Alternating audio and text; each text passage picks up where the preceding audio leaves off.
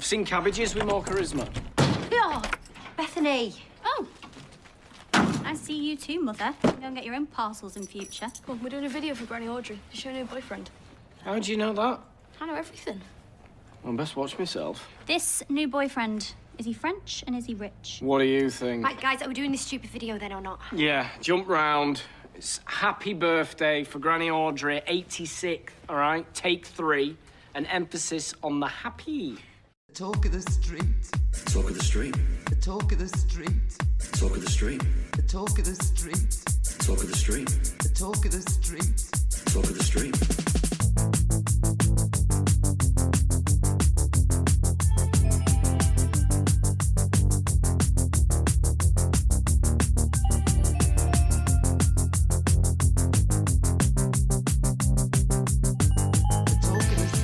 Hello and welcome to episode 417 of the Talk of the Street, an unofficial Coronation Street catch-up podcast that is half a foot out the door and on the way to Jimmy Carter's grave, so let's make like a turtle and keep it snappy. I'm Gavin. And I just happened to watch an episode of The Bold and the Beautiful this week, and I think Corrie could benefit from zooming in on people's faces very quickly and closely. Just like they did in the classics that we talked about. Yes. That's be dropping on Yes. August 1st. It's just so funny to watch American soap operas. Well, When I watched it for the first time. you're I watched...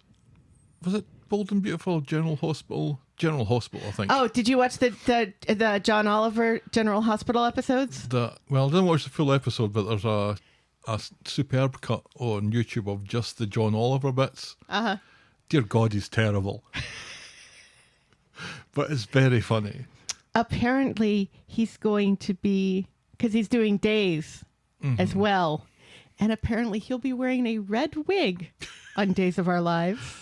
Wow. Now, the Bold and the Beautiful looked utterly ridiculous. I think there was...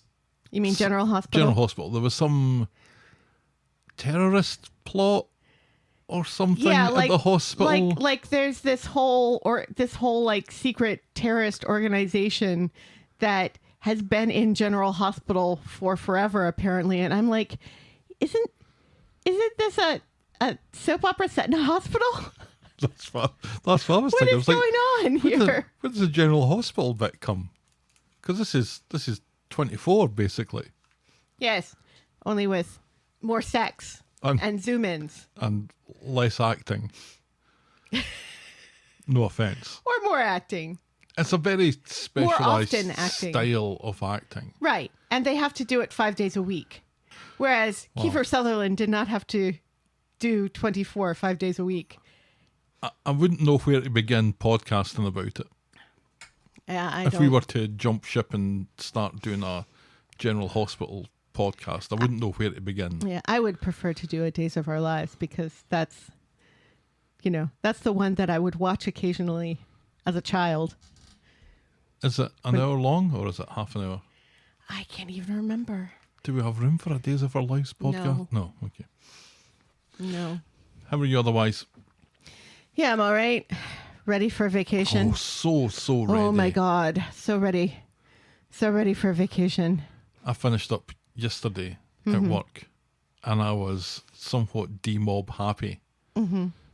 I was practically floating out the door at 4:30 on Thursday. And that's me until August the 4th now. Yeah. Oh, it feels like forever away. Yeah. My last day actually at the warehouse was Wednesday instead of Thursday because I had to give a photography presentation. Which, anyway, so, and then I worked from home Thursday and today.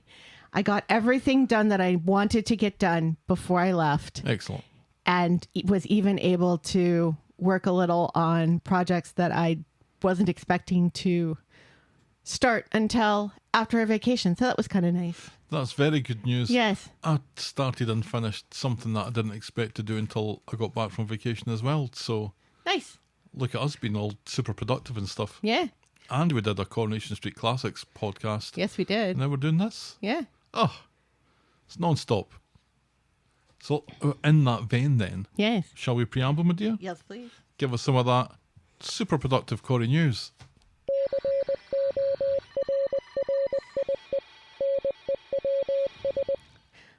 Hollyoaks baddie, actor Nathan Sussex will be joining the cast of Corrie as a relative of Tim.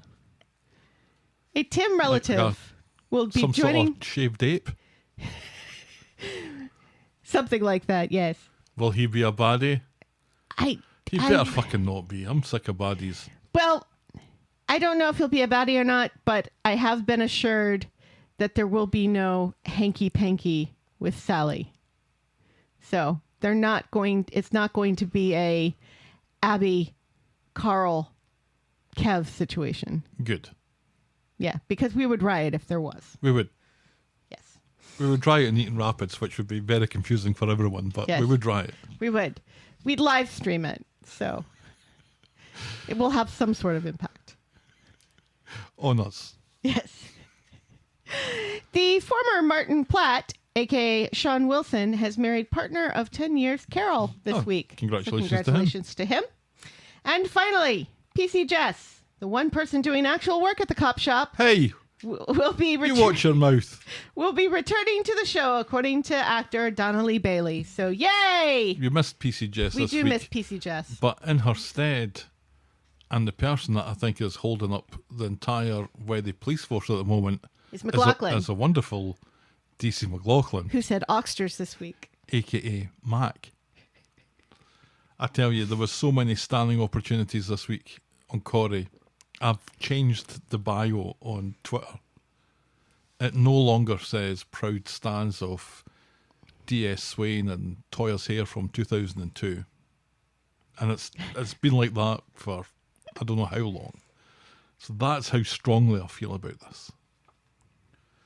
Have you said that that's Corrie News? And that's Corrie News. That's Corrie News. Yes.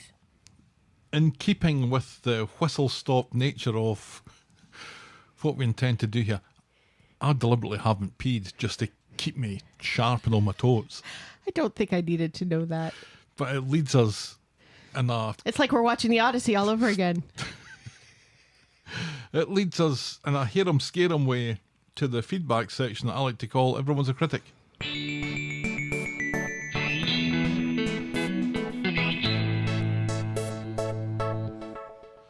Jen writes, I think this story, meaning the Betsy story, is to educate us old people too. My nurse friend told me that more young girls have been injured due to the extreme content that's portrayed as normal and causing lifelong issues. It's all very common, unfortunately, very much like the adolescence education, but not just aimed at boys. Thank God my kids are 30. Yes, but again, erotic asphyxiation is not abnormal for hundreds and hundreds of people all over the world. And on Coronation Street, apparently. This is not some weird, bizarre thing that's only just been invented by teenagers. But no, but And people in their 30s, 40s, 50s, 60s, and 70s, and probably maybe 80s or 90s. I don't know. I don't know what they get up to in bed.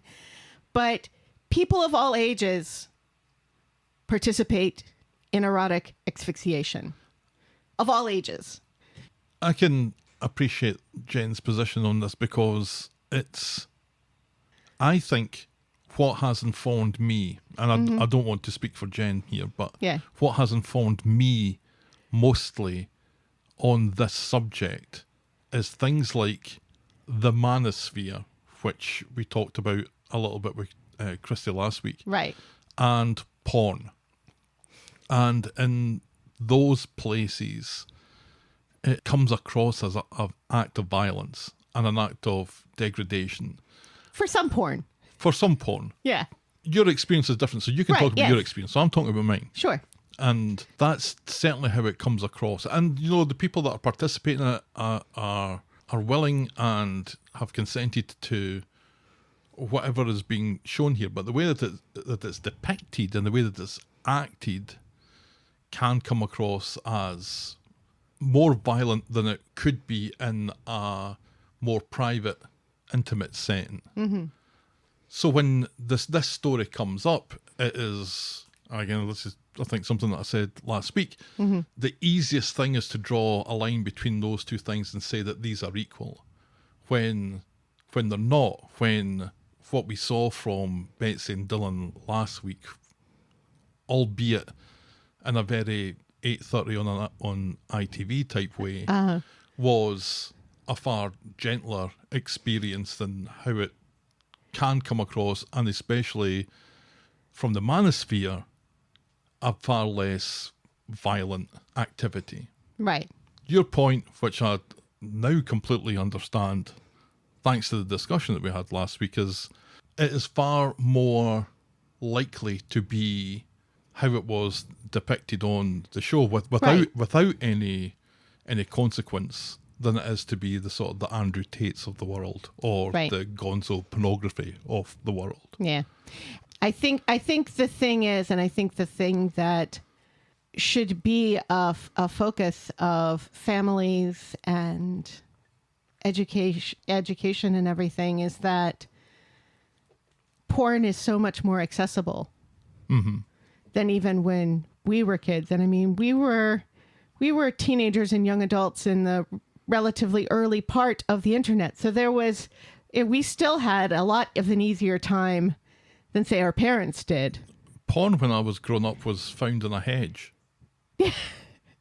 Or in my uncle's, or found while helping my aunt clean out my uncle's hotel rooms. And the type of porn that I found in the hedge didn't have any of this. It was far, far more vanilla. Or VHS tapes.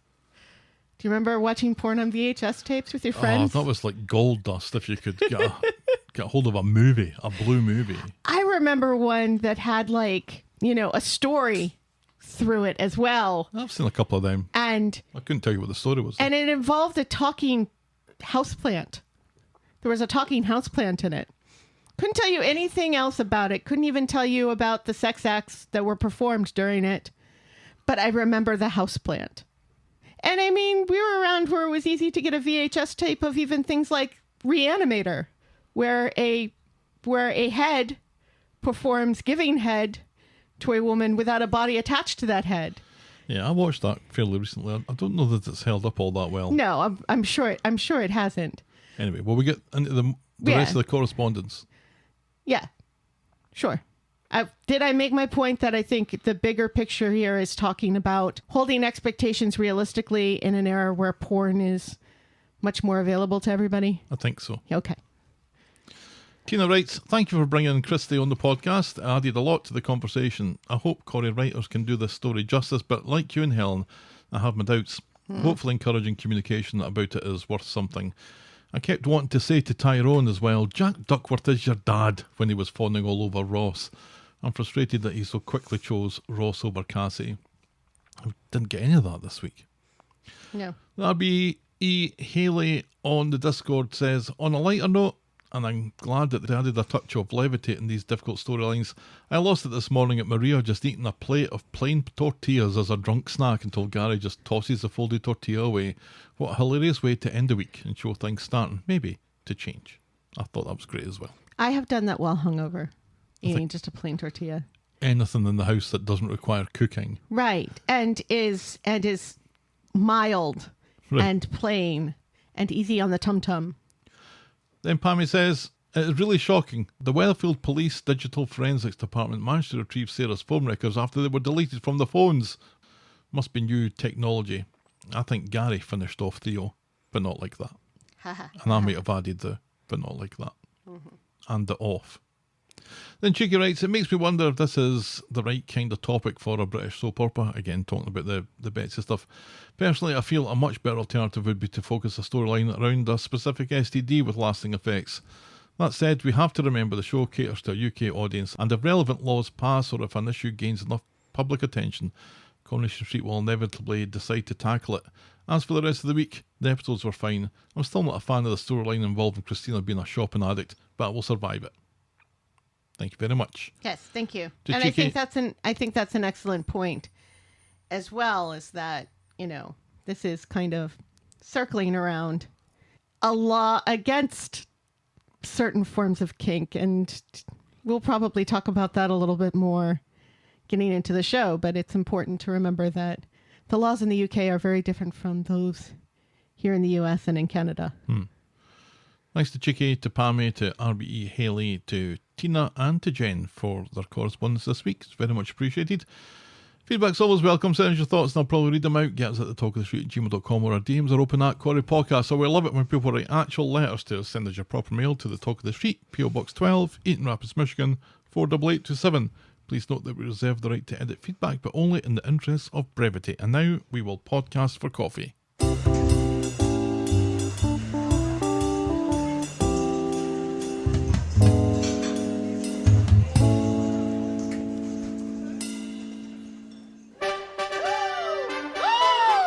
Double? Yeah, because I had to reach back to get my pillow. That's all. Friend of the podcast. Welcome aboard, Anthony H. Now have This two is- Anthonys. We have two Anthonys. So- and this one may actually be Anthony Hopkins because That's his what I was thinking. last initial is H. That's very exciting. So last week's Anthony is now Anthony L.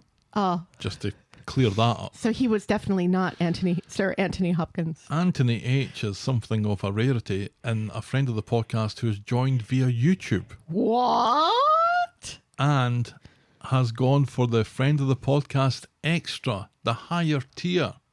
Wow. We are very grateful. Yes, for we that. are very grateful. We're going to have to send him some stickers or something. Do we have stickers? I'm sure we can make up some Talk I've of the got Street some- stickers. I can send No, some I mean, Grand Valley State I- University stickers. no, I mean making up some Talk of the Street stickers. For all our friend of the podcast extra Yeah. friends of the podcast Yes. I think that would be nice. to give them stickers, Well, to give them something. whether they want them or not.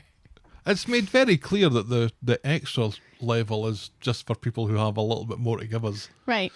But still, don't you want to send people stickers of your face? I don't think anybody wants a sticker on my face. I don't think members of my family would want that. People have I don't think you would want that. cups with our faces on them in their cupboards, in their kitchen cupboards. So this way you could take a sticker and you can stick it on your coffee cups or on the back of your laptop or wherever you want, and not just in your cupboards. You should design these stickers when we're on vacation. Sure. Thanks again to Anthony H for signing up to be our friend of the podcast on YouTube. Very much appreciated. Absolutely. The Talk of the Street is and will always be free in your podcast provider and on the YouTubes. But if you think our show is worth anything more than the time it takes to listen to it, if you want to show your appreciation, or if you want more weekly and monthly content, check out the links in this episode description or head on over to corriepodcast.com. I think that does it, doesn't it? I think so. I think that covers all the bases. All right, let's dive in, my dear, and start with Betsy's new trauma 2026. Was she shot this year? I think it was this year she was shot, wasn't it? I totally forgotten she'd been shot. No, I think that Was that last year? It was cold. I remember it being cold because she had It her could have been- blue anorak on. it could have been, yes, it was last year because it was when she was peeking into windows. It was when And she's in somebody's backyard and she shouldn't be. Rob Donovan was Yeah. wreaking terror on Carla for the So that second was time in this that many was months. last year, and then she was harassed by Joel the year before. Yeah, when, but she like, was he, shot like, last year. pushed Certainly her up within the against last a brick 12 wall. months. Mhm. So this is trauma number 3 for Betsy. She's really becoming a true, genuine lady of the street. Indeed. That doesn't sound great. I don't care. Okay. On Tuesday, Brodie finally catches up with Dylan and he calls him a rat. Dylan blames his dad for blaming Brodie and then says he doesn't understand why everyone is blaming him. Last week, Dylan had said, Dylan and Sean, mostly Sean, but It was Dylan mostly also, Sean. in the pub, that Dylan just kind of muttered something under his breath about how Brodie fancied her, but he didn't say anything indicating that Betsy ever fancied Brodie back. he also didn't do anything to correct his dad. Right. Yeah. Brodie says, it's never your fault, is it? And he says, if someone had done this to his sisters, what Dylan had done to Betsy, he would kill them. Oh my Kill them. fucking God. When your sisters are of age to participate in consensual sex, Brodie, you will have nothing to do with it. So stop your fucking white knighting. I am so sick of this. I'm so sick of this because he's not the only one in this show who's like, well, if it was my daughter, or if it was my sister, blah, blah, blah, blah, blah. And it's gross, okay? It's gross. Women can do whatever the fuck they want in their own bedrooms. Shut up. All right then. So Brody leaves him to it as Dylan gets a text from Betsy requesting an audience.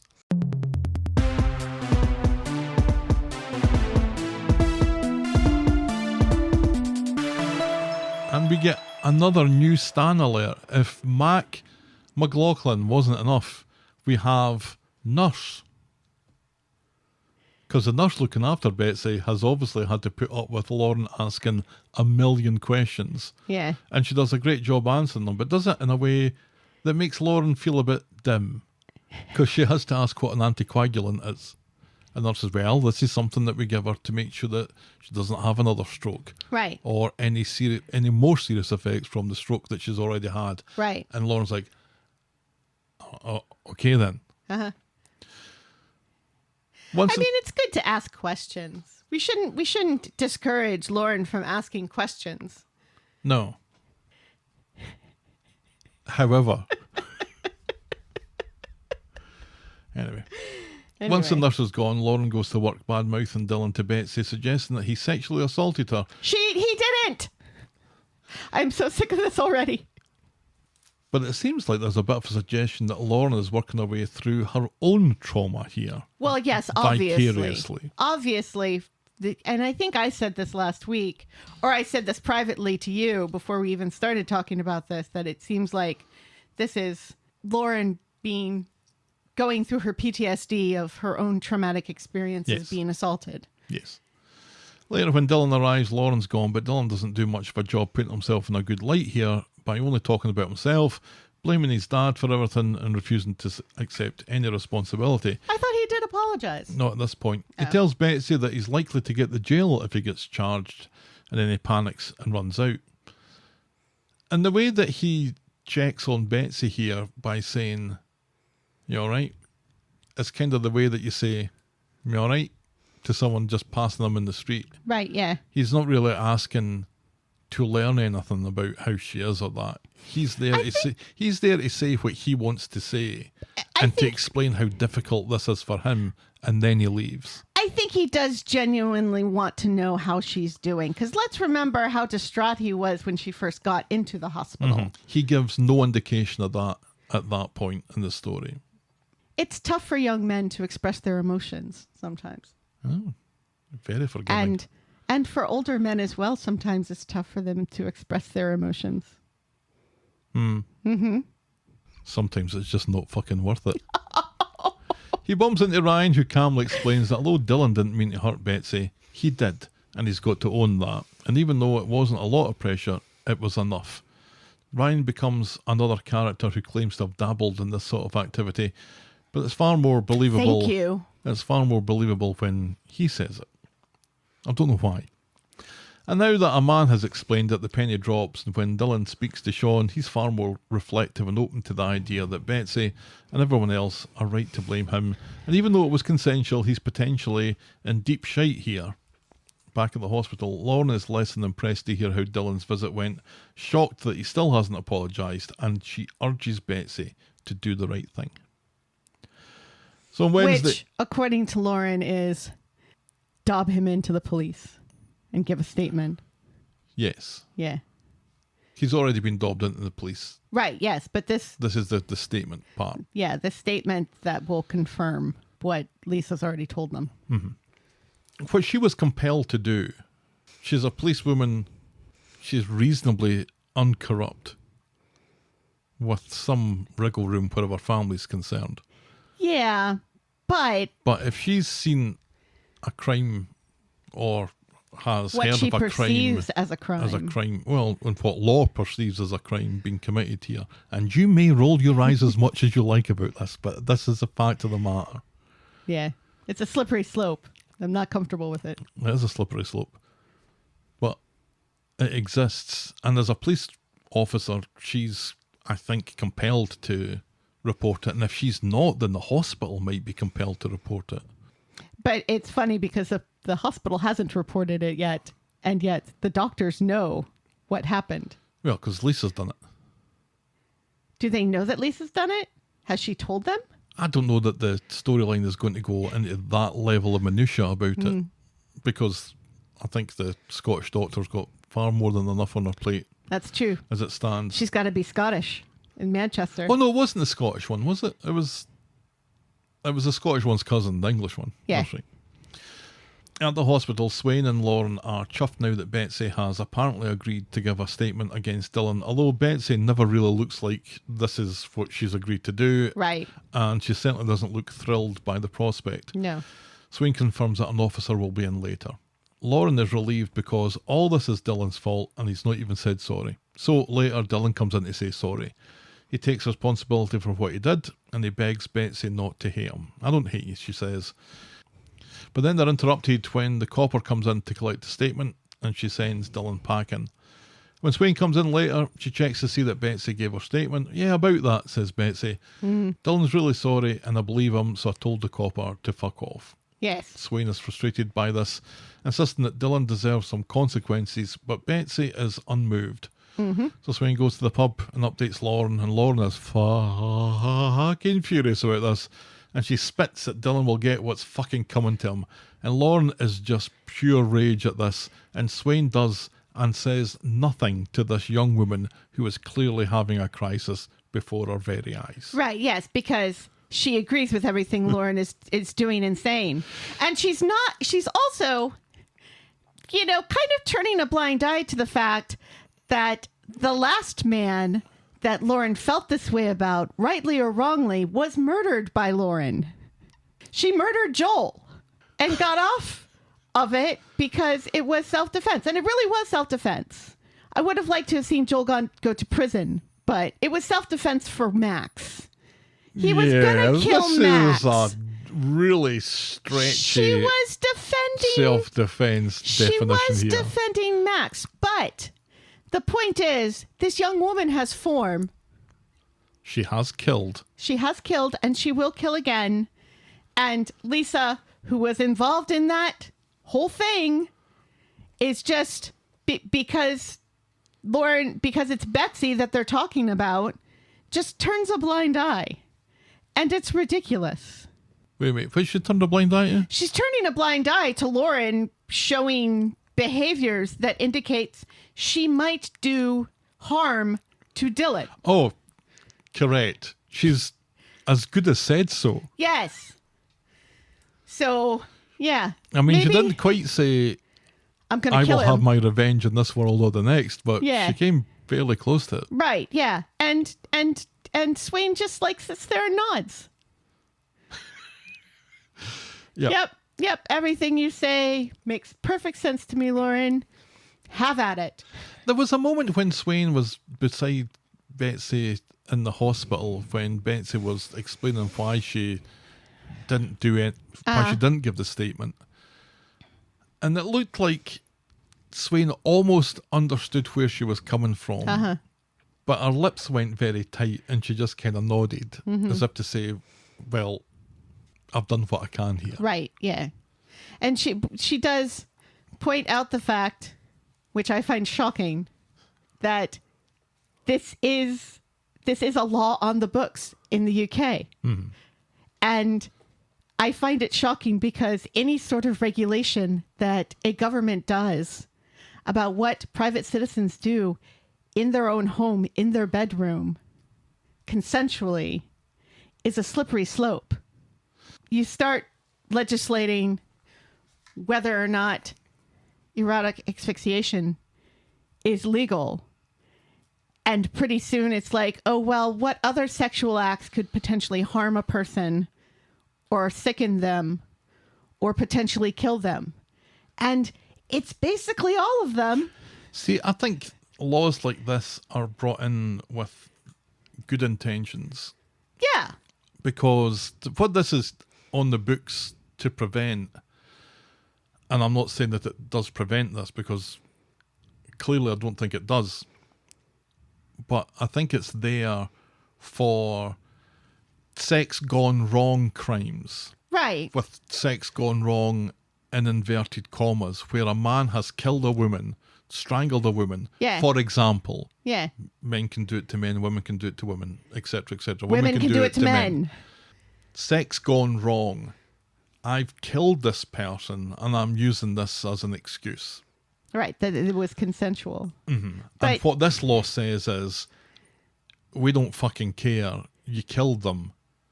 So, therefore, the consensual aspect of it is irrelevant. I kind of feel like if it starts out consensually and then you do it to the point that they're dead, it's moved beyond consent. Yes, but people lie in situations where they can say this was entirely consensual, and the person whose viewpoint is very useful in this sort of situation is dead. Yeah. So can't contradict you. I would imagine that that's the sort of place where manslaughter or wrongful death would come into play, as opposed to like first-degree murder or even second-degree murder.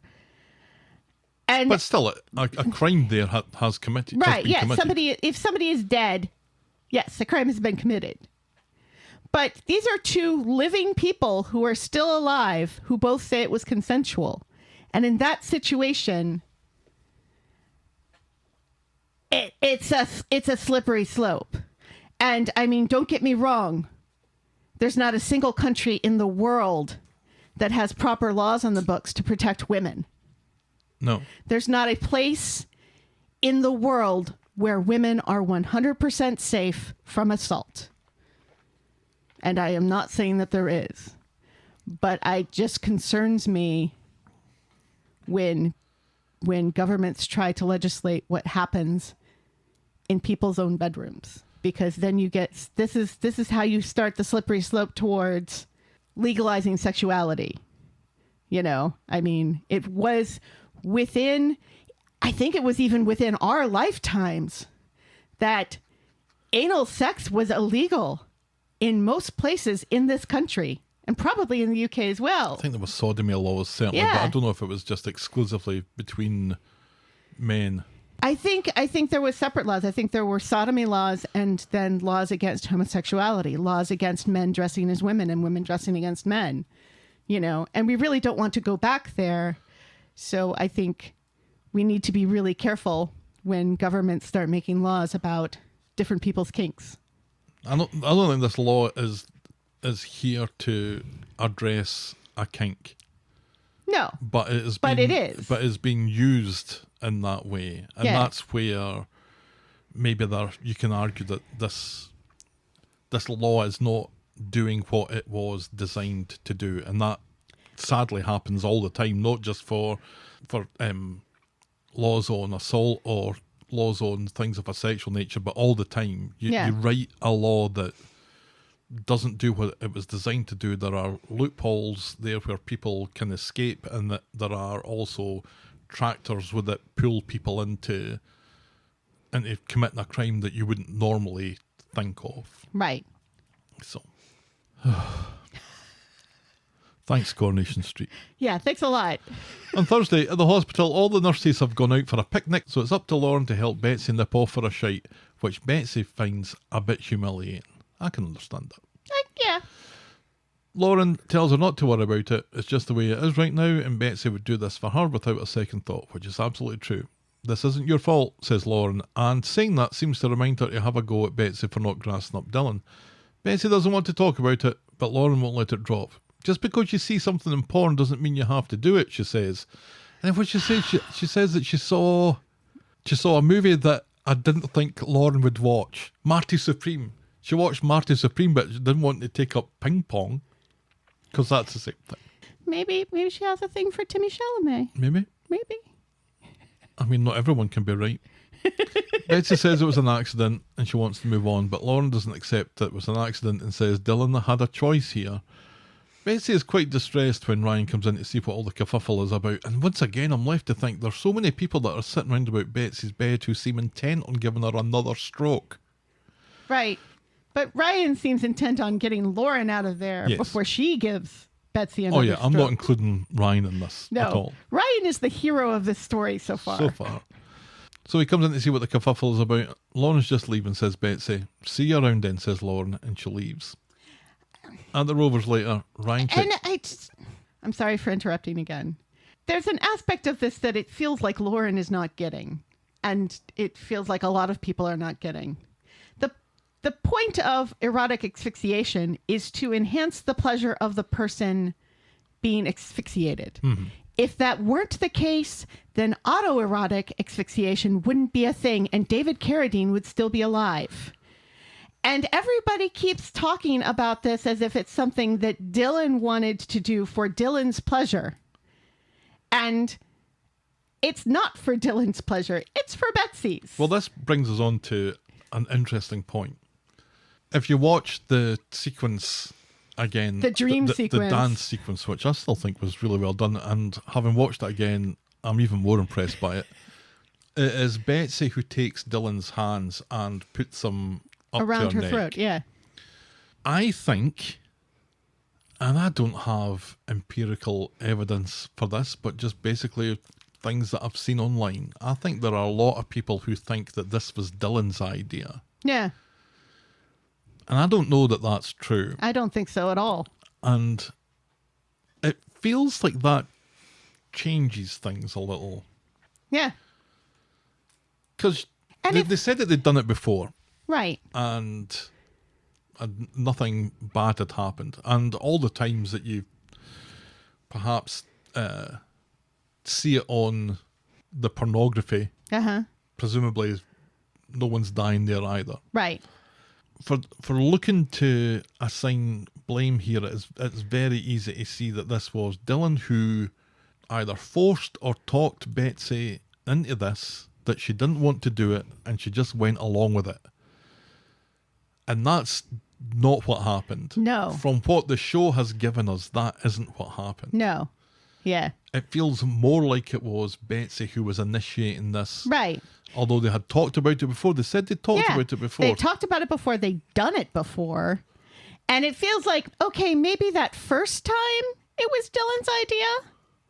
But then when Betsy realized that it worked for her, you know, you can't say that he forced it on her the second time, because it seems to me that they don't have the sort of relationship where he can force her to do things. If No. anything, it feels like quite the opposite. And I hate this like idea of, oh, poor little Betsy didn't know what she was doing, saw something in a porn video and just relented. And that just, it burns me up that people are making that sort of assumption. Last week, I think I suggested that Michael Hutchins of NXS had died from this as well. Yeah. He didn't. He didn't. I was wondering, I was like, maybe there's another Michael Hutchins out there? No, but that I remember was the suspicion at the Right, time. there was a rumor. Mm-hmm. But it was just straight up suicide. Indeed. Sadly. Yes. Yes. David Carradine, on the other hand, 100% died by accident performing autoerotic asphyxiation on himself because the rope was also tied around his penis. You're privy to more information than this than I expected. Remember the opening scene in Wuthering Heights where the guy gets hung and gets a boner and it makes the nun hot under the collar? Goo-hoo! You know, that's exactly it. Your body gets horny when you have less oxygen. You heard it here first. Hopefully not. But Yes, hopefully not. anyway, damn it, I'm going to finish this paragraph if it fucking kills me, But, hell. okay, go ahead. Other rovers later, Ryan checks in with Lauren and tries to offer his perspective on all this, but Lauren isn't interested and No, says she's if not. no one takes action on Dylan, then things like this are going to keep on happening. And that Babe, is as far as we get with that this Sweetheart. week, thank God. my sweet summer child, things like this are going to happen whether or not Dylan is held accountable or not. Summer's probably doing it right now. Poor Summer. I'm imagining her doing it with herself. And because she's not dating anyone right now. So when you say that, I was like, is she Well, she said that she'd done it. in the closet? She said that she'd done it when she was talking to Maria in a storyline that we'll get to in a little bit. Yeah. Because again, it enhances the pleasure of I the bet person you she being did choked. it. I bet you she did it in University of America when she was high on Oh, LSD. when she was dating that American hacky sack player. Remember that guy? With the one with the enormous bottle of water. The tall, goofy one with the enormous bottle of water. I can't remember his name. Me neither. Chris, remind me of what his name is. Jerry. It wasn't Jerry. It was like because he was drinking it with a Jerry can. That's what you're thinking. What's a really American name? It wasn't American. Or it was... We never figured out his accent, but they met in America. Yes. Joe. It wasn't Joe. Josh. It was Stanley. Because it was a Stanley Cup that he was drinking out of. I feel, Helen, in the interest of finishing this podcast at a reasonable hour, that we should move on. Yes, please. I want to stop being angry about this. To the Christina Anonymous storyline. On Tuesday, Todd has made toasties. Woo! And apparently, they're very good toasties. Apparently, he's famous for his toasties. I don't know that we knew that. Todd's Toasties? It's got a Todd's good ring to it. Toasties. Yeah. He's not in the mood for summer's chat about the Theo murder case and another storyline. He's distracted when there's a knock at the door. But Christina runs down the stairs in twos to beat him to it, and she takes delivery of a package. Todd is disappointed in Christina, who says that she couldn't resist. But when George comes in, Todd knows that he'll go through the fucking roof here, so he pretends that it's his package that Christina is carefully handling. But not like that. Thank you. What do you imagine is in the package? I don't know, but it's buzzing. Oh, see, I was imagining that it was like a ceramic frog or something. Yeah, it'll be something like that. Something tatty. And With a not lampshade. electronic. Because it's too small for another lamp, I think. It was a small package. Yeah. Sorry, Todd. George doesn't give it another thought and gets wired into the toasties. He and Summer give a cheers. Do cheers with the toasties, and I love it. It was. That's how good the toasties are. Yeah. That and McLaughlin saying Oxters were my moments of the week. In the pub later, Christina thanks Todd, but he warns her that he has no intention of lying for her again, you hear? On Wednesday then, at Eileen's, Todd gets a message from Theo's insurance company to let him know that he'll get the money tomorrow, which doesn't sound like anything any insurance company I've ever worked for would do. No. Oh, by the way, that money you're waiting for, you'll get it tomorrow. Thanks. They would just send it. Thanks, pal. Thanks, pal. They might send an email when it's in there saying This is done now. This is done. Please check your account and make sure that it's there. Yeah, but for the purposes of the plot, Todd needs to know ahead of the time. Todd's behaviour on Wednesday really confused me. So he can't wait for this insurance money to come through, and Christina's confused like I was, because she thought his plan was to give it to Miles and Millie because, you know. Yeah. Fuck that, Those says kids Todd. need all the help they can get. Fuck that, says Todd, and Christina has a weird expression before she and George leave, and I thought that expression is a I'm going to steal your money from you kind of expression. Todd explains about Christina still buying packages, but asks Summer to keep shtum about it. Secrets always come out, says Summer, and then think how George will feel that when he learns that you kept this from him. Sarah killed Theo, bursts out Todd. So funny.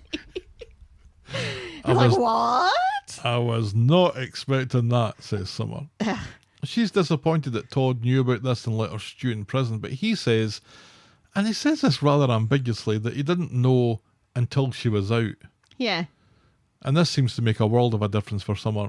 Todd explains how important she is to him, and he's just so weary of all this Theo stuff, and he needs to get the fuck out of Dodge, probably on Miles and Millie's inheritance. On Thursday then, Todd is in the community garden chatting to James about Theo's insurance money. Apparently now he intends to give some of the money to Miles and Millie, which suggests that he's going to gauge how much their grief is worth. He doesn't know what to do with the rest of it. And I'm like, why is this confusing? We've been through this. Just give He'd it made all. up his mind. Just give it all. Why would you say?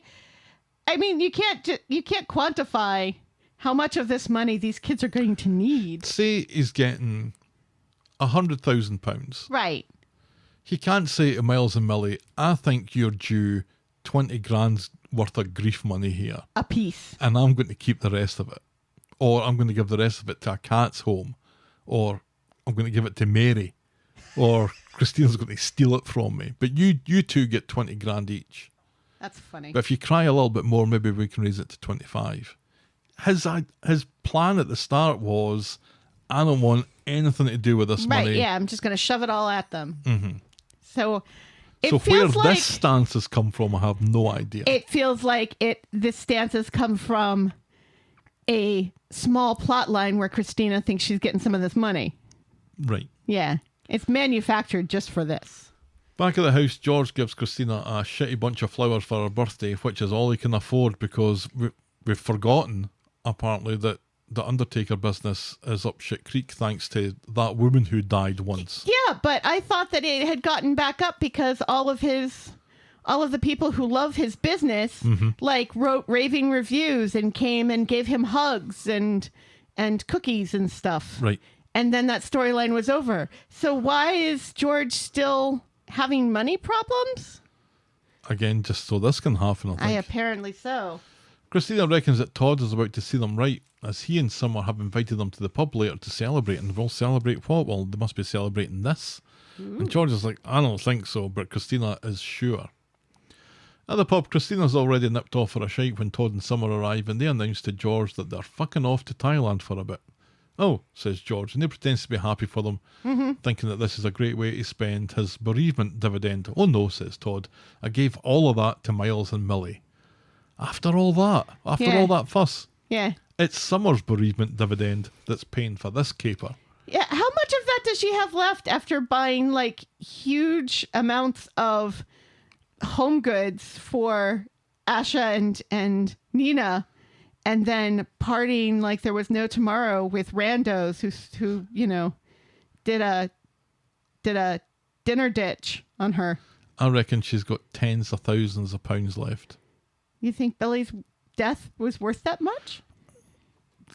Well, no, but he was in a job that I think is usually well compensated and has a decent amount of retirement planning and death benefit attached to it. It seems weird to talk about being a vicar as something that's well compensated. He wasn't a vicar though. Oh, He was the archdeacon, wasn't he? He was an archdeacon, but didn't he give up being an archdeacon? He was still a senior figure in the church. Okay. It's weird to think of any member of the clergy being wealthy, even though that does happen all the time in certain Famously churches.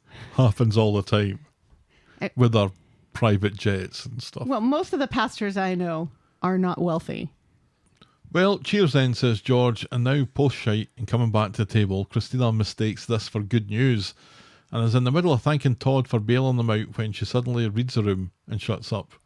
There's an explanation that's given here that we don't get to see, and George tells Todd not to worry about it. This was just Christina's crazy idea. James sticks his neb in later to tell Todd that he deserves to be happy. James this week is just there to stick his neb in. James is the voice of conscience this week, whenever Ryan's unavailable. Right. That's as far as we get with that this week. I kind of like this. This bit of James being someone's voice of conscience at least makes sense, because James and Todd are friends, and they smooched that one time. Mm-hmm. They should smooch more. Yes. Later on, when James is the voice of conscience for Gary, it makes no sense. I was like, do they know each other? Have they hung out before? Has James kissed Gary? Does James just offer exercises to everyone? Yes, he does. And it's all code, Helen. Dirty boy. I guess I understand if this storyline isn't, lighting up the sky for lots of people, but I think it's given Christina a chance here to show her true colours. And we've been back and forth, and I think for most of this year we've been thinking that Christina is a reformed character. She's been redeemed. She's got this weird shopping addiction thing that feels like it kind of came out the blue a little bit. Yeah. I Although don't know we that have it's been... seen her do a lot of shopping. We've even seen her before. run off to the toilet a lot as well, and maybe a UTI storyline would be a bit more interesting. Maybe there's a colonoscopy in her future. So with this spending thing showing its face and apparently being dealt with, how this storyline goes over the next week or so will probably go a long way to tell us, is Christina really redeemed? To which I say, is anybody with an addiction ever truly redeemed? Wise words, Ellen. Thank you. And what does redemption mean in this situation? She just stops buying stuff? She's going to have to buy some stuff. Toilet paper, for example. Right, that doesn't grow on trees.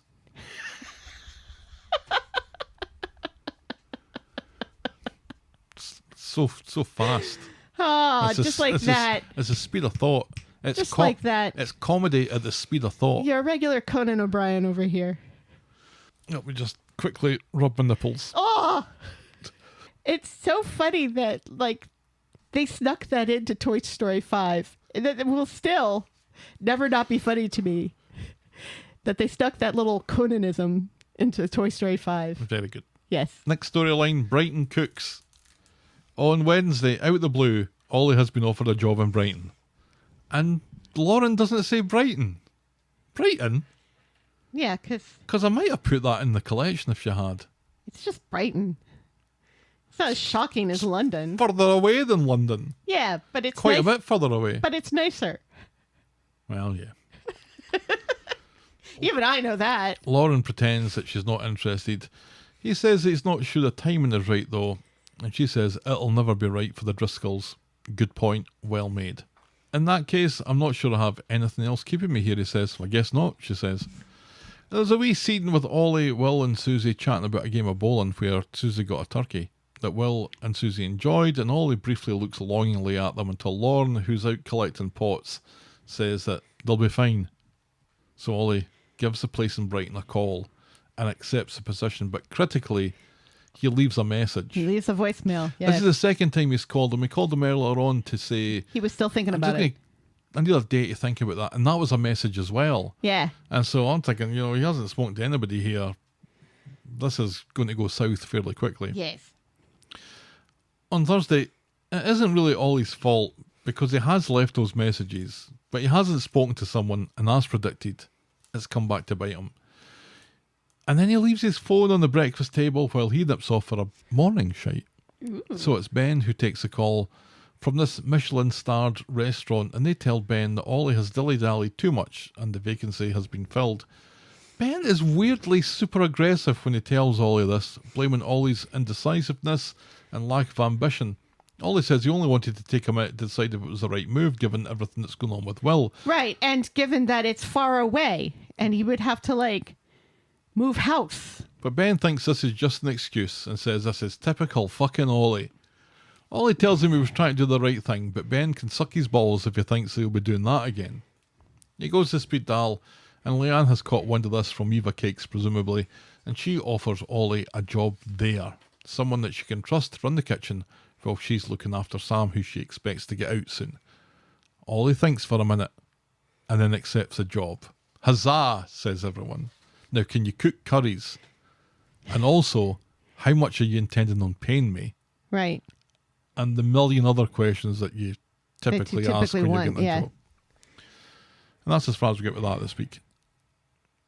We've seen aspects of this quite frequently where there does seem to be a bit of unexpected and confusing tension between Ben and Ollie. Yeah. Out of everyone in that house, Ben gives Ollie the hardest time Because possible. he's the oldest. You always Is are it just harder on that? the oldest. I think I think the majority of it is that he's the oldest, so you want your oldest to be hardest. I was just really shocked that Ben wasn't upset that Ollie had applied for a job in Brighton. Because you'd think that he would want Ollie to stay there and continue to cook hot pots and shrimp cocktails. The way they talked, it sounded like this was a place that they'd all been to before, that he'd applied for, that they knew this restaurant. I'm not sure. Is Brighton close to Hull? No. So, Brighton's on the south coast. well, maybe it's someplace they went on vacation? It's a vacation sort of place. Is it a vacation I sort think- of place? I Is think it so. nice? Have you been there? I think so. No. You mean you've been to Mallorca and not Brighton in your own country? Well, it's not your own country. It's your own United Countries. That's a beautiful way of describing it, Helen. Hey, at least I know that there's 4 separate countries. I have been to Hull. Is Hull nice? No. No offence. It's very fishy. Well, fishy can be nice. We've been to fishy And places. actually, the place that I stayed in, Great Limber, which is outside Immingham, I think. Kind of on that Hull estuary sort of place. That was quite nice. Yeah. I'm sure the eating is good in Hull. If they have lots of fishes. Don't remember doing an awful lot of eating. What were you doing in I Hull? was drinking. I was drinking a lot. Oh, dear God. No, we met somebody from Hull or Grimsby. I think we met somebody from Grimsby. Me and Alison, when we were on vacation, and we went down to see him. And then we never saw him again. The only thing I know about Grimsby is that awful movie. That's with, all you need to know. You know, what's his name? Sacha Borat. Baron Cohen. Yes. Bye. It's a wee shame because out of everyone in that house, I think Ollie gives the best advice. Yeah. He's a good listener. He's there for everybody in that family. He genuinely loves his family. Yes. And it seems that no one really gives a shit about him. No. I've gone from finding him super creepy to begin with when he was sniffing around Dee Dee, if you remember. Right. Yes. To really feeling quite a lot of empathy for him. I miss Dee Dee. And he deserves better than this. Yeah. And he deserves better than Ben barking. At him all the time. Yeah. Just, Because he barked at him a lot during the whole that's what I'm saying. Will thing. Like it was Ollie's fault. And it's like, excuse me, you're Will's dad, not Ollie. All right. Our final storyline tonight, Theo No Pulse. And there's an awful lot of this because Monday's episode and Friday's episode were essentially this storyline. Yes. So buckle up, buckaroo. We're going in. Woohoo. On Monday, Nina Rose is giddy with excitement that it's Weddy High's prize given tonight, and Jake is getting the Tommy O Award for being the youngest top goal scorer on the football team. Oh, that's nice. He's a footballer. This explains a lot. It's not really an academic award, though, is it? By really, you could say at all. It's not at all an academic award. He's the top goal scorer. Yeah. The youngest top goal scorer. Shona is just glad that Lily is such a monumental failure that this isn't causing them any inconvenience. Well done, Shona. Well done, Lily. Meanwhile, DC Mac McLaughlin is sitting at a table reading Body on the Luggage Carousel, which looks suspiciously like it was generated by AI. When Kit comes in and tries to get some info out of her about the Theo case and whether Gary's about to be nicked, Mac loves to keep Kit hanging on here, and she just quietly goes back to her book.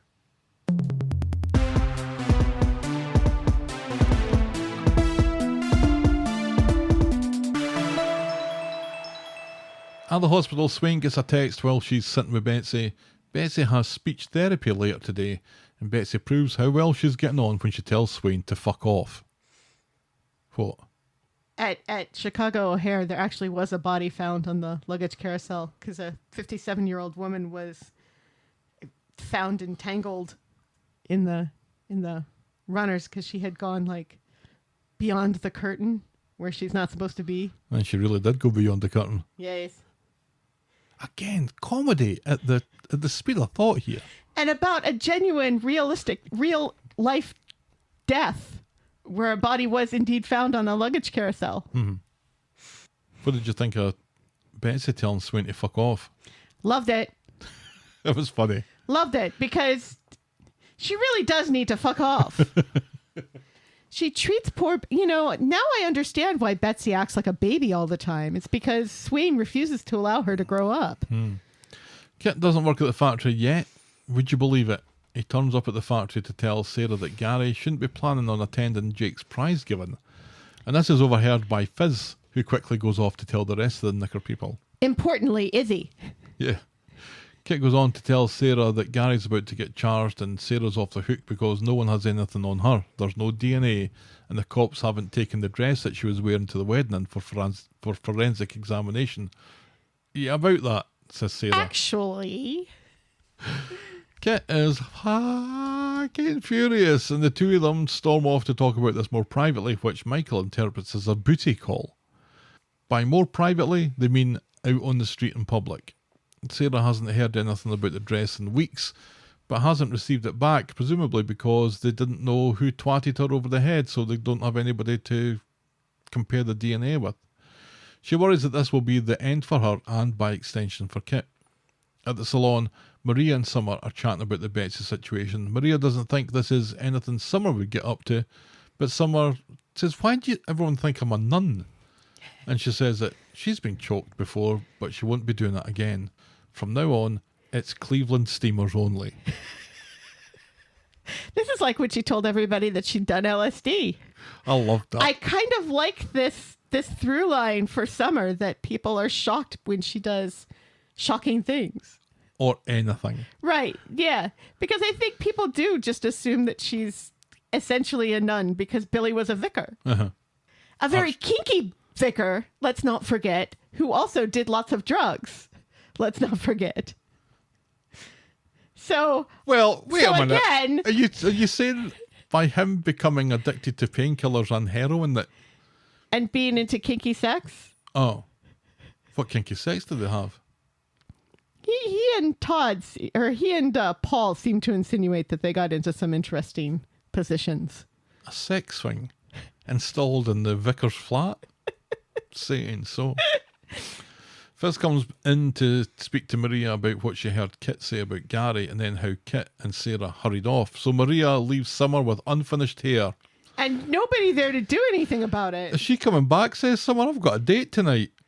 We don't find out who this date is, unfortunately. But I'm sure that, whips and ball gags will be involved. No, she said it's Cleveland steamers only. I don't know what that means. When someone poops on you. Oh. I don't know, it's a Tenacious D thing. Do you think Summer's ever listened to Tenacious D? Yes. I think Wonder Boy is her favourite song. Fair enough. It's a good song.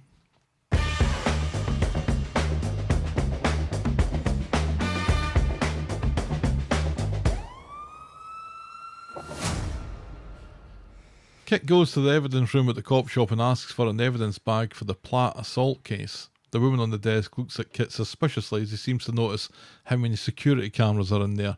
Meanwhile, Maria's at the builder's yard, but it's locked up and there's no sign of Gary. The police come round the corner, so she hightails it back to the flat where she tells Gary to lawyer up. The pigs are on their way to nick him. There's a heavy knock at the door, but the cops aren't there for him, because this knock on the door is Jake, who's having a laugh for some reason. Jake is an asshole. Oh, it feels he's like, a footballer. Feels like this is we why. have firmly established that Jake is an asshole. So the cops don't knock and instead use a battering ram to burst into Sarah's flat where she, David, Bethany and Harry 3.0 are singing recording a happy birthday birthday message for Audrey. Why do they use a battering ram? I think you're supposed to knock first, aren't you? Where do they think they are? Do they think that they're going to be flushing drugs down the toilet? Because that's normally why they barge in like that, Or isn't that it? somebody is like violent and may try to take them out. Sarah's not doing that. I know that, and you know that. Perhaps these police officers don't know that. But they should know that Kit also lives there. I mean, this just seems like the most heavy-handed way to handle this. You would think. I don't know, Gav. I just don't know. And then, like a dozen cops just pour into the flat. And Swain, she saunters in, arrests Sarah for the murder of Theo Silverton. And she says it loud enough so Harry 3.0 hears. Yeah, seriously, it's like, What are we doing here? there's a kid here. Is Do there, you have to be terrifying?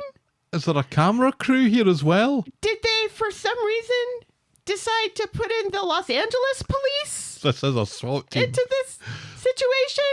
If only there were cops on rappel ropes bursting through the windows from the outside, that would just make it chef's kiss. Yeah, they don't have rappelling down ropes and smashing windows money on Coronation Street. They don't. They don't even have decent smoke money on Coronation You mean Street. decent fire money? So Sarah's handcuffed. Ooh, she says, and frog marched out to a waiting squad car, which is seen by Gary, Maria, and Jake. Kit sees this too, and he wants to get into it with Swain, calling this a shambles, and Swain reminds him that she's his superior and tells him to shut his fucking yapper. But And also, he's not on this case anymore. But the way the high prize giving must go on. Yes. So Gary, Maria, and Izzy see Jake get his award, and Gary starts crying, which Maria thinks is weird as fuck. He says he's just overwhelmed that a wind ass has finally done good. Says Maria. At the cop shop, Sarah is photographed. She's 5'1", and then she's interviewed by Swain. Sarah sticks to her story how she wasn't at Theo's flat, and then she was twatted on the head at number 8, which is a great alibi. But then Swain produces her dress in a bag and asks how comes Theo's blood is all over it. No comment, says Sarah. Yeah. And she sticks to that for the rest of the interview. When Kit gets back to the station, he goes rage at Swain until Mac steps in and tells him to back off. Mac does not take his shit. No. And I love her for it. Yes. Kit is pissed that Is no this one... when she says Oxters? Or was that in a different storyline? No, this is coming up. Oh, okay. I'm just so excited for the Oxters. Get yourself comfy. I'm going to say Oxters in a minute. Woo! Kit is pissed that no one told him that they were going to nick his missus or use a battering ram to get into his house. And he storms off in a huff, muttering something about Harry. Mac is 100% certain that Kit is up to his Oxters in this. Woohoo! Oh, yeah. Gav saying Oxters again. Y'all know what that means. Armpits. Swain would like to give him the benefit of the doubt, but Mac is convinced that Kit is involved. It was probably a horrible accident, she concedes, but Kit has covered it up. And she's right. This is exactly what's happened. Later, Kit's in the community garden talking to Sarah during her one call, and she's struggling. Gary shows up, and Kit blames him for not contacting him, and now no jury is going to see this as self-defence. Gary tells Kit that he's not his punch bag, and to back off or it won't end well. Tell me that again, says Kit, when you're in your jail cell. I'm not sure what you meant by that. On Tuesday, at the flat, Bethany is basically lying to Harry about the likelihood of Sarah coming home at some point this decade, and Kit joins in. When Harry's back's turned, Bethany implores Kit to fucking do something. He says, while doing nothing, and then mysteriously scratching his elbow like he's telling David to steal second. Meanwhile, at the Rose Gold flat, Maria is once again demanding to know what the fuck Gary's up to. You'd think after all the loyalty that she's shown him that he would come clean. Seriously. But he doesn't, and he says that he's sick of answering the same fucking question over and over. At the cop shop, Sarah is being questioned about the blood in her smashing blouse. Sarah's had overnight to think about it and now posits a theory that whoever killed Theo then twatted her over the head at number 8 later using the murder weapon, and that's how the blood got there. Aha, says Swain. But if that's likely, then you killing Theo and then getting twatted over the head later is also plausible. Yes. Which I don't think is the gotcha Swain thinks it is. No, but it is true. Later, Swain and Kit are arguing about Sarah not being released. Kit seems to think that Sarah's help with Becky is worth anything whatsoever, but Swain doesn't work like that. And she warns Kit that Mac is out for him, and she asks why Kit tried to remove Sarah's blouse for evidence. After getting angry for long enough to think about it and after casting up Becky again, Kit says that he was only going to send it for DNA testing. Well, it's a shame I got there before you, says Swain, and she gives him an ultimatum that he can't continue protecting Sarah and continue his career, so pick one. Back at the Rose Gold flat, Maria is still working on Gary and she poses a theory of her own. If Sarah murdered Theo, who would she call? There's only one person, and that's her devoted and dodgy ex. Gary denies it and tells Maria that she's best off in the dark. Suck my balls, she says, and she storms off. Rightly so. And Gary's kind of, by denying this in this way, is kind of admitting that there is something to tell. Right. It's like, at this point, Gary, at this point, Sarah has been arrested. Mm-hmm. All of this is probably going to come out eventually. The gig is up. If you genuinely want to save your marriage, just be honest with Maria at this point. Just tell her. I mean, I don't think that this marriage can be saved at this point. Oh, really? Which I'm very sad about.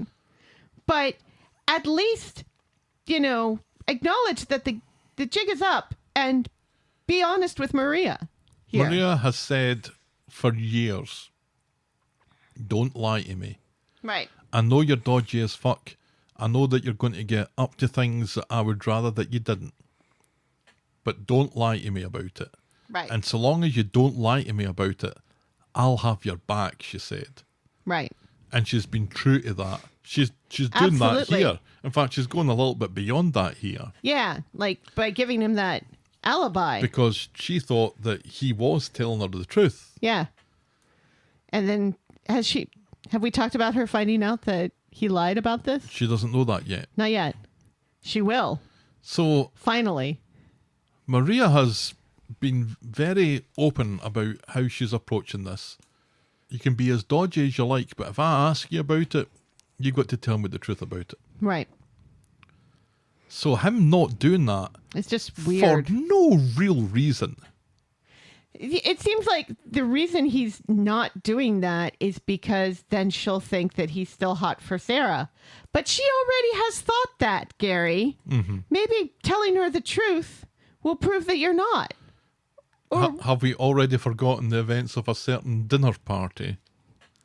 apparently. Meanwhile, Kit has gone off to see Sarah in her cell, and he warns her that she's going to get charged, she'll probably be denied bail, and she's going to end up on remand. This is not good news. He tells her to tell him the truth and say that Gary forced her into the cover-up. Gulp, says Sarah.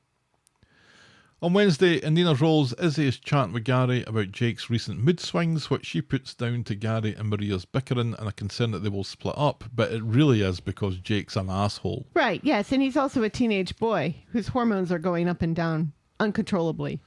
Gary promises to have a word, and when Maria comes in and catches the end of this, she proclaims Gary to be Dad of the Year. She goes off to work where she's doing Sally, and Sally ends up showing her a photo on her phone of her and Tim outside during Swain's wedding reception, looking like a lovely couple. Aw. Maria is disinterested until she spots a familiar figure lingering out of focus coming round the corner. She'd recognise that ginger goatee anywhere, and she gets Sally to send her the picture on the premise that it's a great haircut photo. Yeah, when you only see the top of Sally's head. In prison, Sarah has a visitor. It's Kit, and amongst criminals, some of whom he recognises and some of whom surely recognise him, which I would say puts Sarah in some mild peril at the very least, that she's fraternising and possibly in a relationship with a copper that's put people in jail. Yeah. He hasn't changed the record since the last time they spoke and wants Sarah to finger Gary. But not like that. She refuses point blank to throw Gary under the bus or to finger him. Not anymore. Right. Yeah, she's over that. Kit says, well, it's only get worse from here on in then. At the Rose Gold flat, Maria makes one last plea for the truth, and when Gary insists that he was in the builder's yard all night, on the night of the murder, she shows him the photo. Oh, right, he says, I thought you said outside the builder's yard. He confesses everything, even mentioning how he sent a text message from Theo's phone, and Maria wants to know what the message is. And Gary's like, does it matter anymore? Because no one can remember what that is. No. Or why he did it. Right. To imply that Theo was still alive at that time. And to give Sarah a chance alibi, to make an yeah. alibi. And he mentions how he disposed of the murder weapon. What was it meant to do? He asks. Nothing! Screams Right, yeah. Maria. Not answer the phone? Because who answers the phone? Right. Especially when it's an ex calling. Because now you're an accessory to Moira. Yeah. Outside, Kit sees Sweet. And he has made her an accessory as well because she gave him a fake alibi. Right. Outside, Kit sees Swain and asks her if she really thinks that he's involved. Swain points out that no one had more access to Sarah than him, just like you and Becky then, says Kit. And then he walked off, probably wondering exactly what he'd hoped to achieve with that. He goes to the bistro to meet Bethany, but when he sees Gary and Maria putting on a brave face for the boys, he snaps at them for having the gall to be smiling. And he storms out. Gary follows him and tells him to say what he's got to say. Kit has a go at him for having fun while Sarah's in jail, and for some reason Gary doesn't point out that, well, she was the one what killed Theo, it wasn't me. Yeah, seriously. Kit really wants to take a swing at Gary and promises his luck will run out. What fucking luck, Gary should have said, yes. but didn't. So on Thursday, next day, and Maria is still livid with Gary, which is understandable because, like I said, she's always said, tell me the truth and I'll have your back. She can't see a future for them, and she notes that it's a matter of time before he gets to jail because Sarah will grass him up, and then she'll get the jail for giving him an alibi. Right. Unless... And the boys will then be well and truly fucked. Because they'll have to move in with Izzy? Or live off their wits. Or move in with David? Or Nick? No, wrong family. Wrong family. No, I'm Jake thinking would go about with Sarah. Izzy. Jake would go with Izzy. Yes. And Liam would probably go with Die. Leanne or Eva. But he'd be fine for a while because he stores all his food in his cheeks. Unless Maria retracts her statement. Gary begs her not to do that. She leaves and goes to the pub and chats with Summer. Maria reckons Sarah has got a lot to answer for, but she finds Summer in a more reflective and forgiving mood, saying that Sarah would do anything to protect Harry 3.0 and wouldn't every mother do that? Says Maria. Meanwhile, Kit has taken Harry out for a nutritious breakfast, but Harry just wants a chocolate milkshake. And eavesdropping Adam pipes up that if Harry stuffs himself full of sugar, he'll get cancer and bad breath. So Harry gets wired into his eggs after all. Kit's impressed.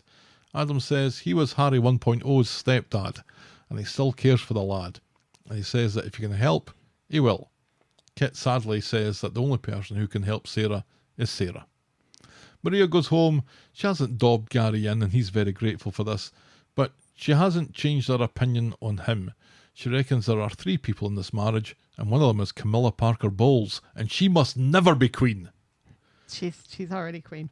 It's the lies and betrayal that will spell the end for them. Gary pledges his love to Maria, doesn't know what he'd do without her, and says that he's just been an idiot. Maria doesn't know if she can trust Gary, and the only thing she can think of trying now is speaking to Sarah. In the meantime, Gary, you're on the couch. He should have already been on the couch. Right.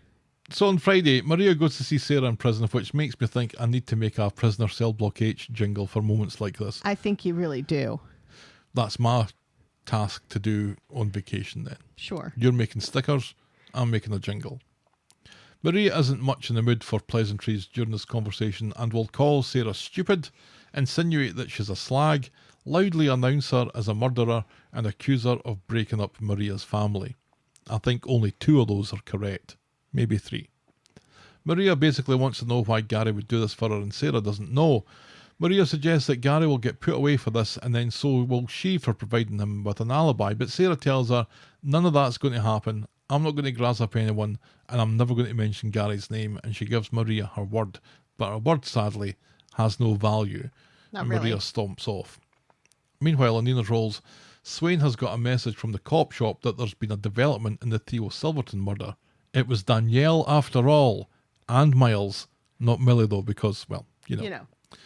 Carla calls Swain her little Batman with a better bottom, which I think also makes her Bruce Swain? Come on, writers, it's fucking right there. Now, when she says Batman with a better bottom, which Batman do you think she's referring to? I'm kind of a connoisseur of bottoms, as you know. And I mean, well, none of them have I should have seen this diversion coming. None of them have a Captain America bottom, because that's America's ass. I can't seem to recall any of them not having a good bottom.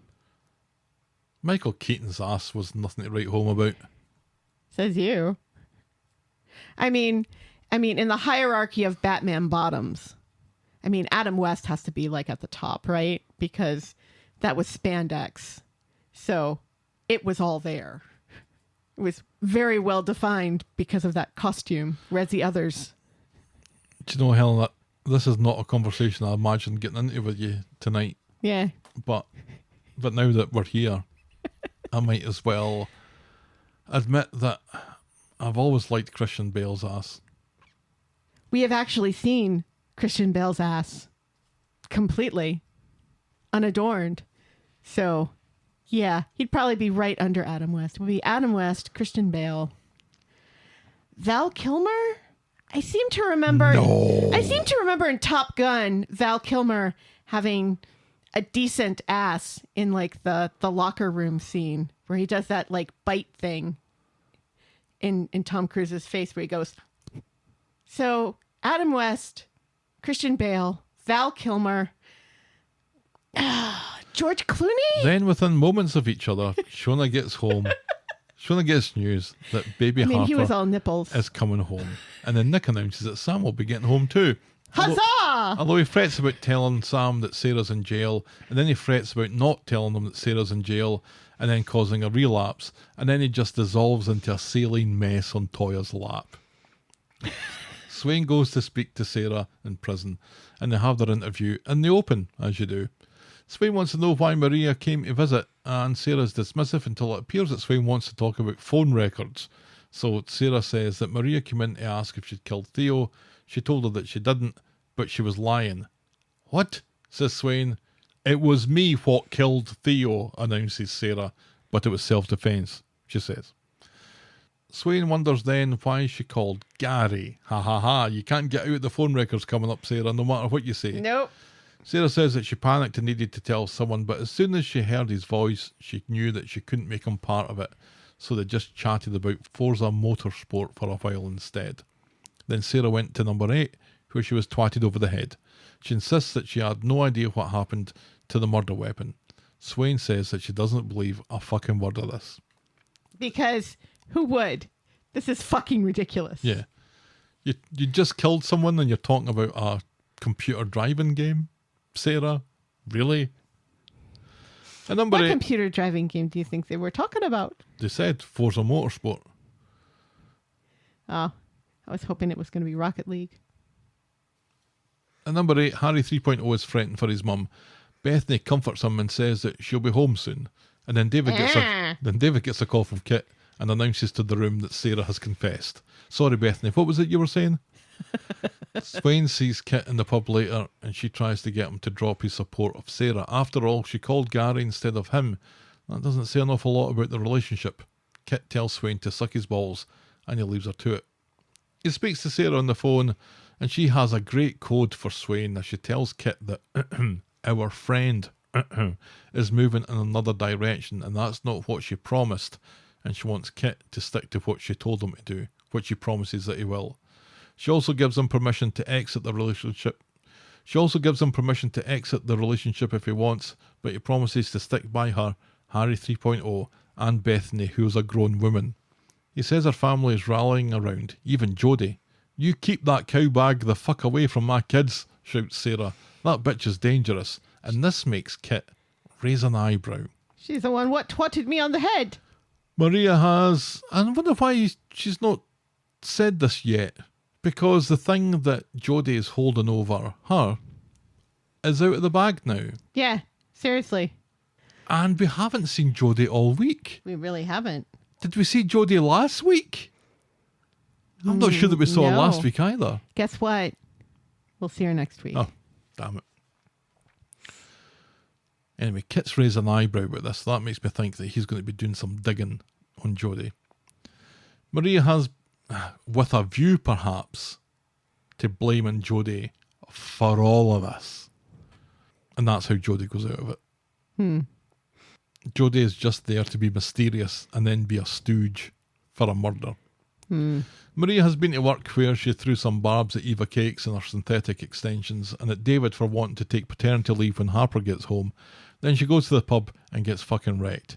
Eva asks what's wrong and asks if she needs an ear, but Maria throws this generosity back in her face, like she would tell Eva anything. At first, they're cows to one another, and then James once again, James is there to try to gently lead Maria to a booth so that he and Summer can talk to her.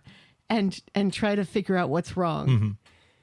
And it's only after that fails and a glass is broken that Eva Cakes says, you know, seriously, things are bad? And it's like, yes, Eva Cakes, things are bad. And I ain't telling you about it. And then Maria breaks a glass for good measure and says, saws about the glass. Do people actually say saws? I don't. Is it just people in Corrie that say saws? I don't know. I've never heard anybody in real life say saws. Me neither. But I've never been to Manchester. True.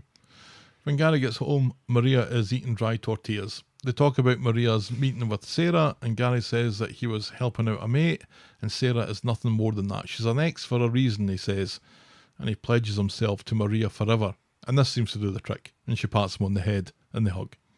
At Sarah's, Bethany's trying to calm down Harry 3.0. He wants to see his mum right now, but Kit says that he can't let him leave. You'll see her soon, and until then, Kit gives Harry permission to be a shit to him and Bethany, especially Bethany. And Bethany says, thanks very much. I already have to deal with my shit on a daily basis. Because let's all remember, she has a colostomy bag. She does. Or a stoma, I think they prefer to call it. Well, in the UK, they call it a stoma. Here, it's still a colostomy bag. I think it used to be a colostomy bag in the UK, but they changed it to something a little less Right, because graphic. there are certain things that people in the UK can be puritanical about, like shit. Harry bawls his eyes out for his mum. Bethany blinks away tears, I assume, while Kit holds Harry close. What a fucking mess. And that is how we end this week's episodes. Yes. Oh, what a week for the Theo No Pulse storyline. Yes. Finally, they remembered that Sally had that picture. Yes. I thought... Because nobody knew that picture existed apart from the viewer. And Remember, we right, saw yeah. it. The camera just zoomed in on it. Right, yeah. That was months ago. And it was quite a while ago, yep. I'm quite excited by this, I have to say. I liked how they devoted a decent amount of time to it this week. Even though by devoting a decent amount of time to it, they are detracting time away from other storylines. And there's been so many big storylines that just seem to be now forgotten or put out to pasture for a while, because it seemed like, although we talked about it for a while, I think it's because there was more to talk about than actually happened in the Betsy storyline. But Right. that was certainly playing a B plot this week. Yes. Sam's psychosis seems to be resolved now. Yeah. Maybe. The Joseph stuff, I guess, is resolved as well. Right. The daddy issues with Tyrone and Ross and Cassie. Just wait until next week.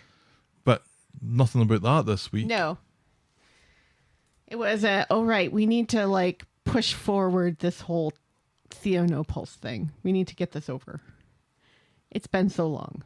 And it has been so long. Oh, yeah, this really all goes back to And you know last what? summer, really. Yeah. And you know what? I'm just really glad that Todd and Summer are getting to go on vacation so they can get a break from, this whole show for a while. Yeah, I'll miss 'Cause summer. it's like, remember when it just seems like Nick and Leanne were just involved in everything, and everything was really heavy for Nick and Leanne, and they were involved with so many heavy things, and it seemed like Leanne especially was in every single episode, and I was like, give Jane a break. Yeah. She needs a vacation. Yeah, Leanne felt like she was certainly in it every week. Yeah. For Months. no, years. Because the Ollie stuff Just really cannonballed. went. Yeah, so that started with that, but then it became other Snowballed, storylines. not cannonballed. So many parts of that storyline that meant that Leanne was just having the worst time of it for the longest time. And yeah, Todd's had that. Summer's had that for a while. I think Summer, certainly now, she's one of my favourite characters, I have to say. I love Summer. Now that she's gotten over her diabetes. She makes me laugh. I think once they allowed her to grow up and stopped putting her in like baby clothes. She'll still wear the occasional pair of dungarees, and it feels like it's a bit of a relapse. But Yeah. for Now the that most they've part, let her grow up, it's been better. it seems like going to America has opened her eyes As it and does. changed her wardrobe for the best. As so, it does. So I will miss Summer being out of it, but I agree. I think having them out of it for a while gives the characters a little bit of a break, and Yeah. and who knows when they come back. But they'll probably be away for a week and then they'll be back the next again. I hope not. But Sarah's admission of guilt, you know, she did that to, I think, to prove to Maria and Gary that they were safe. That's why she did that. But it's opened up a huge can of worms for her because her story doesn't stack up. This story only works if there's somebody else involved in it. Because otherwise we're being asked to assume that Sarah, meek little Sarah, killed someone. Has Sarah ever No, been meek? no, but she has, you know, She's short, she's short, right? but she's And that not makes- meek, and she's already killed somebody before this. Swain doesn't know that. How could she not know this when, like, she's married to Carla, and at this point should be caught up in all of the goss about everybody? Somebody went down for, oh, they didn't because they were dead, but they got away with that. I don't know that anybody knows about that. Except for the other Platts. The Platts about, but they ain't, Right, they yes. ain't talking. They ain't talking, but they should be they should not be saying, "Oh, I can't believe wee little Sarah could have killed anybody." That family knows that she can kill people. Anyway, I think it was a noble move, but not thought through at all. So I'm not entirely sure that, although this feels like it's a lot of closure, I don't think it's. I think there's mileage left in it, basically. I'm interested in the Jodie aspect of it now that her name has been mentioned, and especially Sarah's reaction to it. I'm keen to see where that goes, and I'm also keen to see where this dynamic between Kit and Swain, because they've been pushing each other's buttons quite a bit. Yeah, Kit's brought up Becky I don't know how many times. yeah. Swain then says to Kit how... He's not necessarily wrong about that.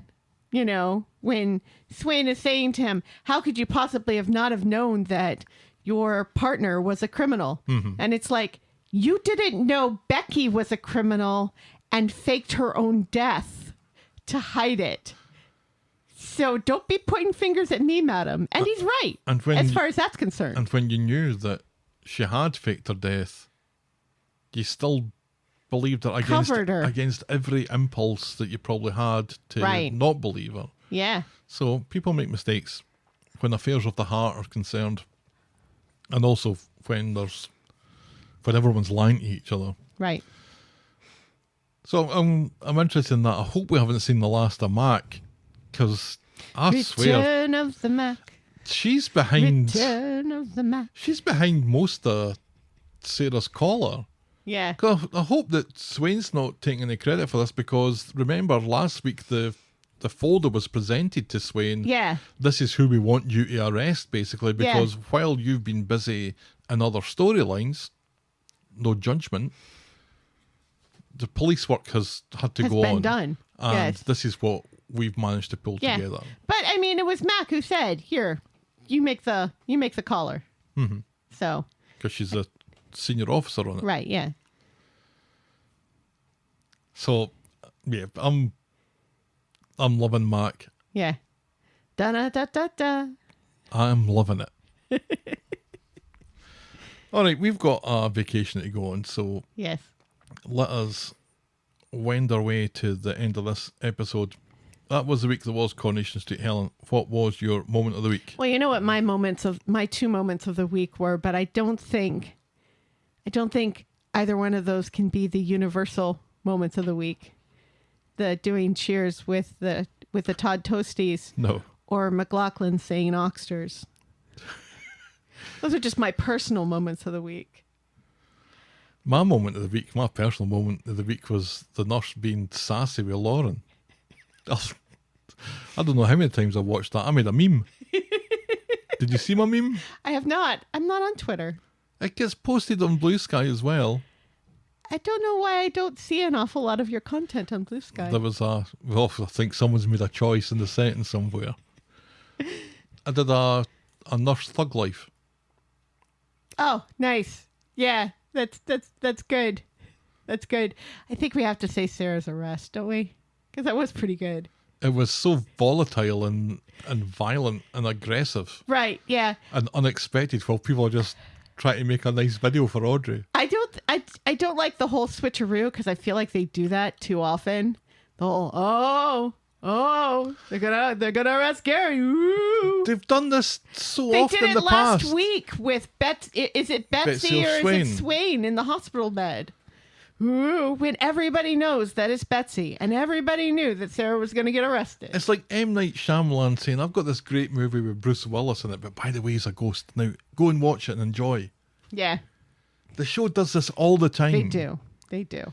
Here they have this, a half an episode of misdirection Right. that, we've seen the trailer that they gave us. Well, we know where this is going. While also mixing in cuts of Grand Theft Auto. Yeah, yes. I posted that as well. You did. I saw that one. Okay. And you were right. I mean, The I first Grand Theft Auto. I don't play Grand Theft Auto. I've seen it being played by other people. But yeah, it was exactly like a video game. Those police, shooting the police cars from above as they're crawling along the street, and they're shooting it from above, so you don't know where they're going. Ooh. But you do know where they're going Right. because Gary and Sarah live in the same building. And that was actually quite a nice touch. You That know it's what? the I'd same forgotten all about that. It's that the they same live in the same building. So you can see the cops going there and you don't know which one they're going for. But you know. But because they blew it. Because Yeah. they told you before it happened that Yes. this is what's going to happen. Yes. Which, we are part of the problem now because we do spoiler alert, but we're not blasting it to like everybody who watches Coronation No, Street there's on not millions of Instagram. people that are You have to most pay. to pity. You have to pay most for to pity, ours. there's not millions of people paying for our bonus content. But Yeah. And if you don't want to know, then you don't listen to the spoilers and you don't Right. know. Yeah. And at least I make it funny. Well, sure. What we give a moment of the week to then? Sarah getting arrested. Sarah getting arrested. Okay, that's our Moment of the week. Moment of the week. the boring moment of the week. There was no Chesney. There was no Daniel. There was no Ken. That's another thing that's just been skipped. Daniel having some kind of dreadful depression. Right, yeah. They realized that nobody gave a fuck about Daniel's depression. Sorry, Daniel. No offense. Hashtag not sorry. Soz. There wasn't even any Brian. Oh my God. Something had to be boring this week. Was it Harry eating eggs? I was a little annoyed at Adam for getting involved in that. Yeah, but he did a good job. He did. He was he's a much better stepdad than Kit This is will true. ever be. Was it Jake winning the Young Footballer of the Year? Yes. Oh my God. Yes, that was it. That was it. There we go. And honestly, Jake, it's because you're an asshole more than anything else. Yes. Boring moment of And the I mean, week. don't get me wrong. We've gone to some of those awards nights in our time, and they are kind of boring. Because once you wait forever for it to be your kid's turn, and then once your kid's turn is done, you have to sit there for like 20, 30 more minutes. Yeah, you're sitting there applauding all the kids until your kid's name's mentioned and then you just stop. Yeah. It's a shame. You try to sneak out unobtrusively while being watched by everyone else in the gymnasium. Indeed. We don't ask Twitter anymore because fuck them. Fuck Elon Musk with In the ear. in the ear He's going to give with a cat of nine tails.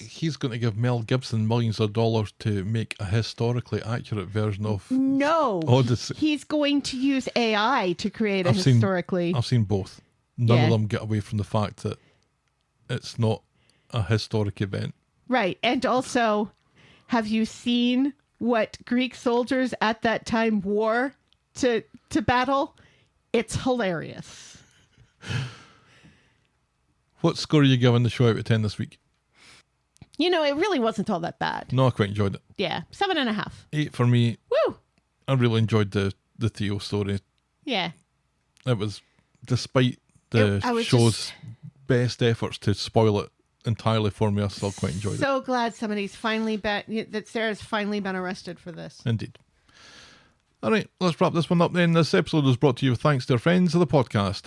Daisy, French Helen, Pickles, DT, Wendy, Noel, Canadian Helen, Christy, Shandy, English Victoria, Aurora Yvonne, Heather Westerfield, Brittany Porter, Laurie, Anna, Tina, Leah, Tara, J, Fiona B, Canadian Jennifer, Josephine Tingy, Anne Greenwood, Trish R, Sarah Purbrick, Hunker Munker, Darren, the artist formerly known as Seal My Fridge, Pamela, Marge JT, Tom Ambrose, Christopher Ranstey, Terry and Ellie, Joe T, Corey Dales, Matthew McInerney, Welsh Emma, Matthew S, Rachel B, Uranium Jennifer, Catherine Monchero, Gary Heatley, Pam but not that one, Una, Amy, Jemmy Roll, Aussie Ali, Oi, oi, oi. Chris Horrocks, Cameron from Edmonton, Matt Birch, Library Jen, Jack the Marner, David MacArthur, Saskatchewanian Karina, Rebecca, Upper Danes, Jem, Iona, Anthony L, Charlie and Anthony H. Thank you very much, folks. We so appreciate it. If you've ever kicked down a door without knocking, writing to tell us about it, we're the Talk of the Street at gmail.com and we're at Corrie Podcast on Twitter, Facebook, Instagram, Threads and Blue Sky. Or you can reach us the old-fashioned way, the Talk of the Street, PO Box 12, Eaton Rapids, Michigan, 48827.